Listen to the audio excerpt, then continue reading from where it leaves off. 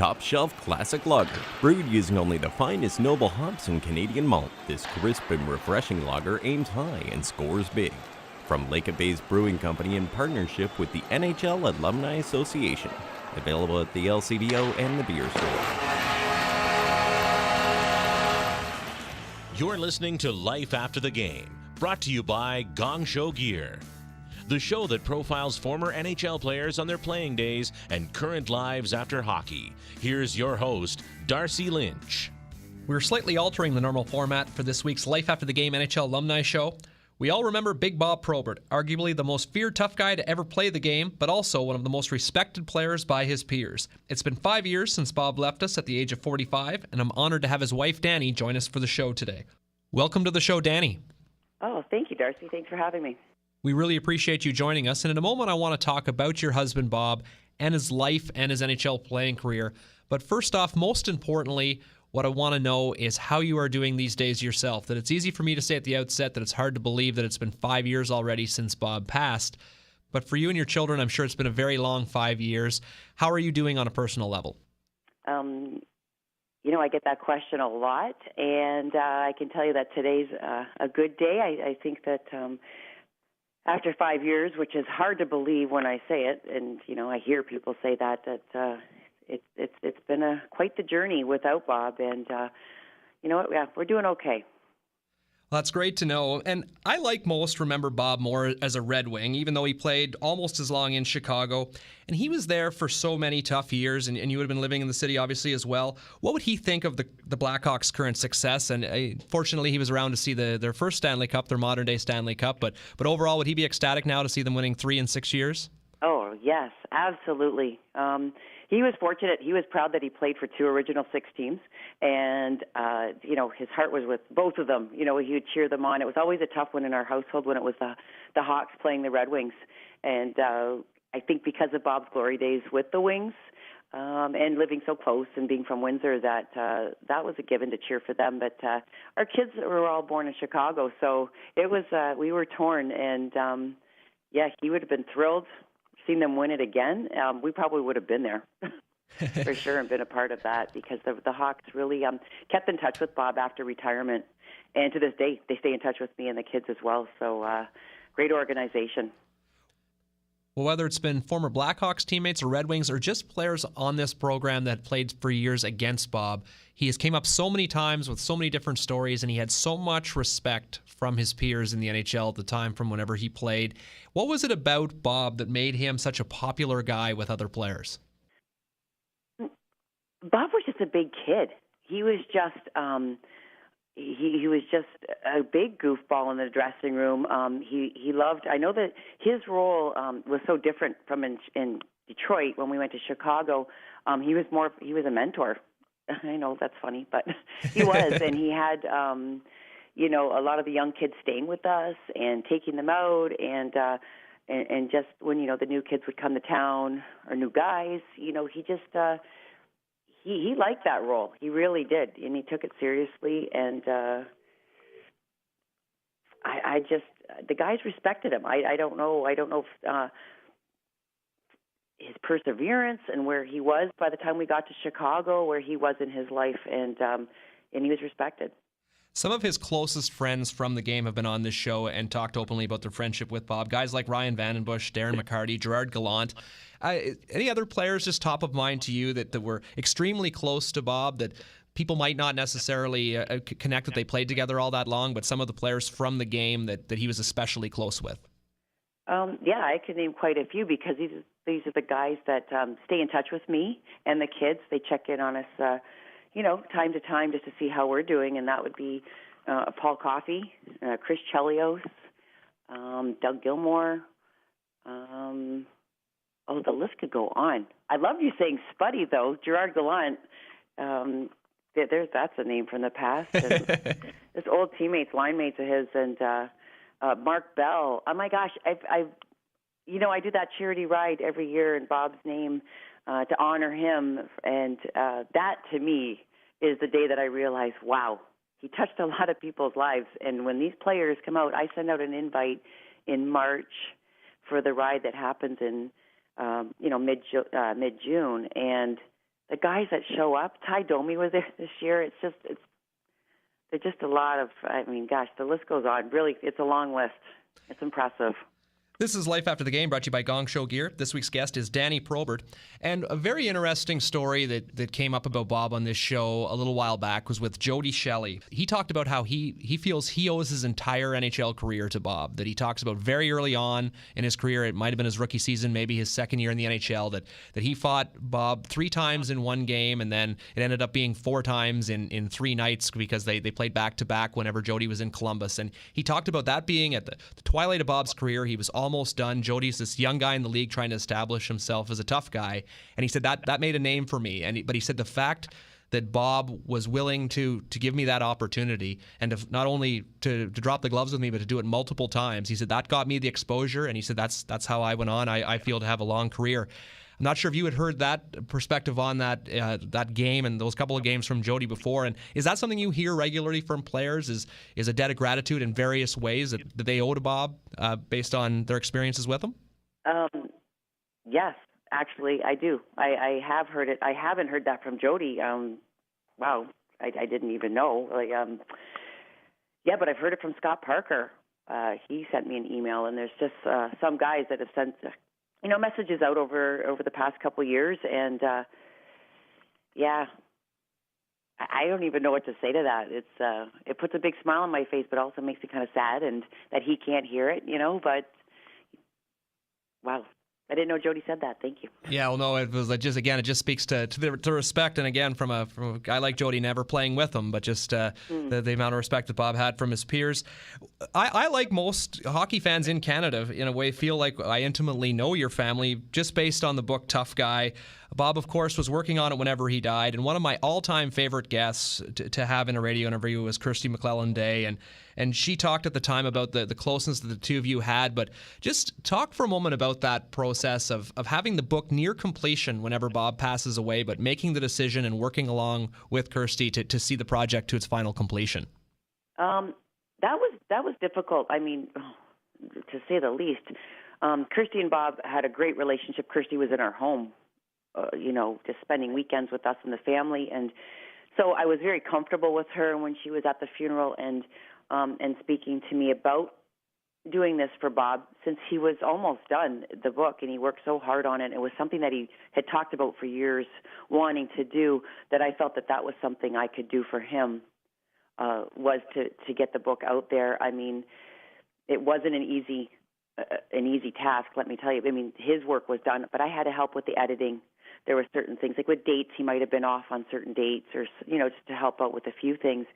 But reading it and hearing his voice in the book as I'm editing it so soon after his passing, that was tough.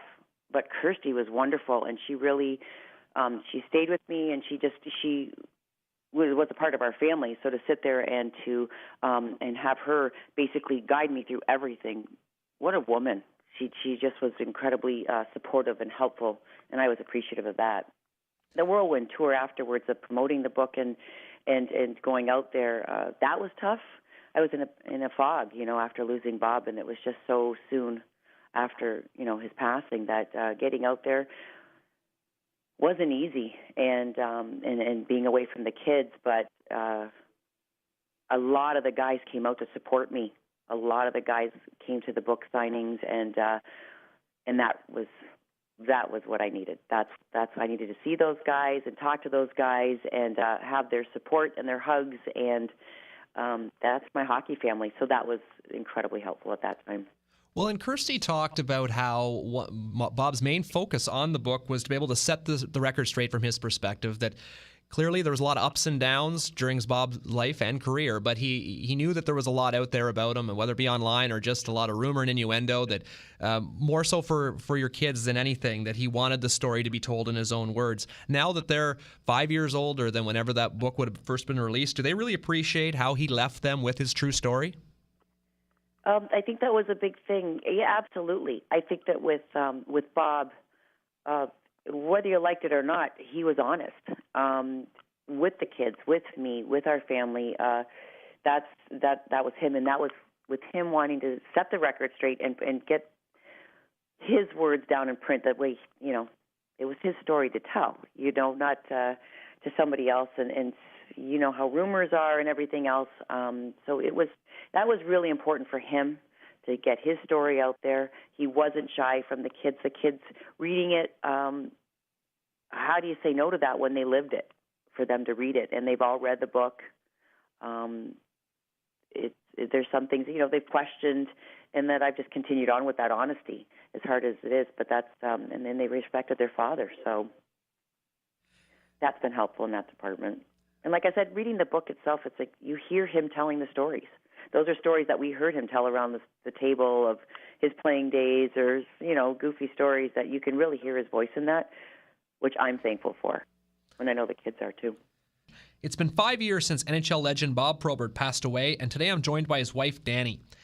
And Dani, before the break, we talked about there being a lot of ups and downs for Bob throughout his life and his NHL career, and his well-documented issues with substance abuse, and really there was so much that was known about Bob Probert's struggles off the ice.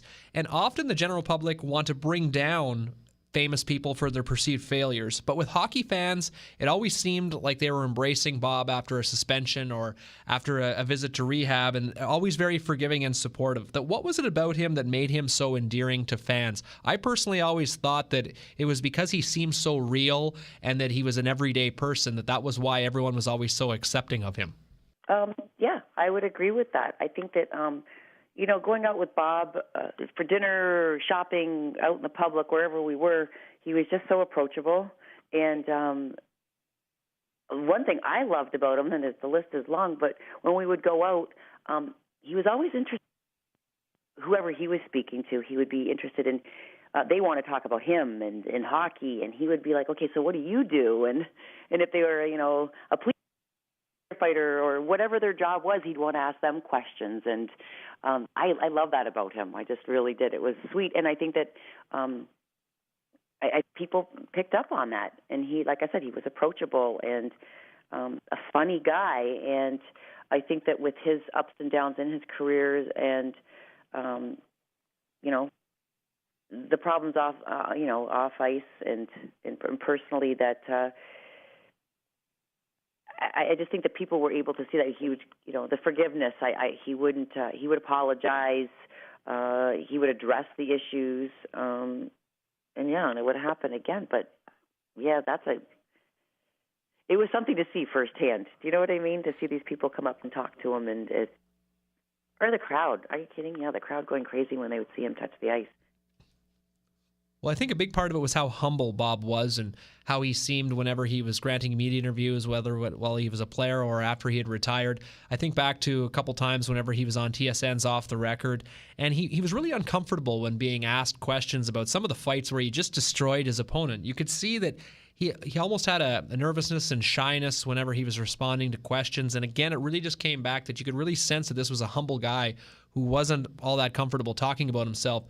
Is that really a lot of what the character of the man was like? And do you think that a lot of people would be surprised how shy he really was? Oh, absolutely. Bob was not one to talk about the game.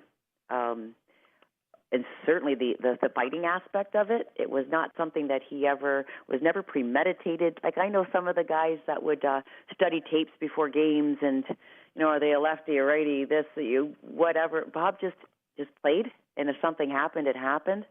But if you would have asked him about his one and only hat trick when he played pro, or his one and only penalty shot, that he scored, that would be something that he would, or, playing with Stevie or playing the All-Star game, those were things that he really enjoyed talking about.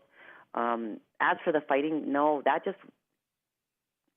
enforcer role just was never anything that was at home. It was never discussed. It was not something that it was, a part of his job that he did when he was at work. And in your reference to the All-Star game, the 87-88 season, where in addition to the All-Star game, he also had 29 goals. And was that probably the year that he was most proud of on his career accomplishments? That not only did he play in the All-Star game and have that many goals, but along with Steve Yzerman, he really did have a large part in the rebuilding of the Red Wings franchise. Oh, yeah. Yeah, that was definitely up there. Definitely. He just... he loved playing with Stevie. That was a great time, like you said, the rebuilding years of the Wings, being a part of that. He was proud to be a Red Wing. yeah, that was just a good time of his life. This is Life After the Game, brought to you by Gong Show Gear. This week's guest is Dani Probert. And Dani, earlier you touched on the Ride for Bob that just took place, the 5th annual that takes place each June. Tell us a little bit about the event and how you're able to use it as a platform to keep Bob's spirit alive. That's exactly what it is. It's, after Bob passed away, I was approached by a good friend, Don Kadarian, Bob's best friend, here in Windsor, and met up with Dino Kyoto with Unifor 444, and they just approached me about a ride, doing something to honor Bob, to make sure his legacy is carried on, especially for my kids and our family, that it was something that to look into. And then, of course, we found the right program with cardiac care here in Windsor, and it just grew from there. 2011 was our first year, and I think we had like 800 bikes that year, and it's just grown every year. We raise funds for cardiac care right here in Windsor and Essex County, and I invite some of our, all of our extended family and friends and NHL family, and then it's just amazing how it's grown. And the money that we've raised, we've passed the $500,000 mark in 5 years, and our road captains have been phenomenal, starting with Chris Chelios, Sheldon Kennedy, Tony Amonte, my sister, Jacqueline McInnes Wood, was last year, and then this year we had Darren McCarty. So, like I said, I put the invite out there, and the guys that show up, and primarily just, because of the love for Bob and for staying in touch with me and the kids, and to share their stories and pictures, and come out and just check on us, and to do something that's great. It's really become a full weekend event now. And after retiring from the NHL, I know that Bob was very involved with the NHL alumni and was part of their various charitable initiatives. And he also made the trip to Afghanistan twice to visit the troops. What was that experience like for him? As I know how much it meant to them to have Bob Probert, somebody with his high profile, to be able to come to visit our soldiers. Oh, that's why I was stumbling when you were talking about his big 87-88 highlight of his career. And scoring the final goal, the last goal at Maple Leaf Gardens, that was another one. But the first thing that came into my mind was the highlight of his life was going over to Afghanistan and meeting General Rick Hillier and speaking to him, speaking to the troops, and sitting down, and they would be, all excited to meet Bob and shake his hand and play ball hockey with him and hear his stories. And Bob would be coming home with more camo, more the hats, because he would trade his equipment with these guys, and he would sit and talk for hours with them and wanting to hear about their experience and to thank them for what they're doing for our country, and just talk to them. And yeah, I still have all of the camo, like the full gear. Bob would come home with everything, backpacks, hats, you name it, everything. And that was an unbelievable opportunity for Bob to head over there with the alumni and to meet these guys and be a part of it for a little nanosecond, basically. He'd be over there for a week or two, but just to see it firsthand. Yeah, he came back a changed man from those visits, definitely. Well, it certainly was a win-win that if Bob benefited that much from visiting the troops in Afghanistan, it was very evident in the footage that they showed on the faces of the troops how much his presence there benefited them. And Gong Show Gear, the sponsor of this show, also huge supporters of our military and those who serve us in uniform. And I know you were mentioning off air what a big fan Bob was of their hockey lifestyle apparel, and that you and your kids continue to love their gear. But the Gong Show name itself can be used to describe a lot of games that your husband was involved in. And with Bob being arguably the toughest player of all time, clearly he had a lot of fights and a lot of games that got out of hand. But is there one particular one that stands out to you that you were more nervous than usual? That it can't be easy being the spouse of an NHL player who plays that tough role that he did, but we talked earlier about one game, him fighting Jody Shelley 3 times in the same game. Is there one particular one that stands out to you, though, that you were more nervous for him than usual, where you were pretty much the edge of your seat the entire game? Yeah, the only one I can think of is the rematch with Ty Domi. That was not important, but it was definitely something that was brought home with Bob, which he had never done before. So I think with him thinking about it and mentally preparing for this game, and that game was in New York, so I wasn't there, but to watch it on TV, I was so thankful that was over within the first shift. get that fight over with. I was just like, I was not nervous for Bob, but there was just so much hype, and there was just so much, I don't know, so much on this whole game and the Ty Bob thing. It was just, that was the only one. Dani, thanks a lot for coming on the show. That you certainly shared the trait with your husband of being so honest and candid. That I know it can't be easy going through memory lane, but you had such a wonderful relationship with the man, and it's great to be able to reflect on his, not only his NHL career, but the person that Bob Probert was 5 years later. And I personally have the utmost respect for your entire family and how you've handled and kept a spirit alive with things like the Ride for Bob each June. And I look forward to hearing more stories down the road from other players, because again, there's no name comes up more regularly, whether it's teammates or his peers in general, when we're talking on here of the most respected players of all time. Wow, that is amazing to hear. Thank you so much, Darcy, and I look forward to hearing from you and hopefully sharing more stories, because you surprised me with a few today. So thank you so much. You've been listening to Life After the Game, brought to you by Gong Show Gear, the premier manufacturer of lifestyle hockey apparel. Check them out at gongshowgear.com. Thanks to this week's guest, Dani Probert. I'm Darcy Lynch. You can follow the show on Twitter at Darcy P. Lynch. Top Shelf Classic Lager, brewed using only the finest noble hops and Canadian malt. This crisp and refreshing lager aims high and scores big. From Lake-based Brewing Company in partnership with the NHL Alumni Association. Available at the LCBO and the beer store.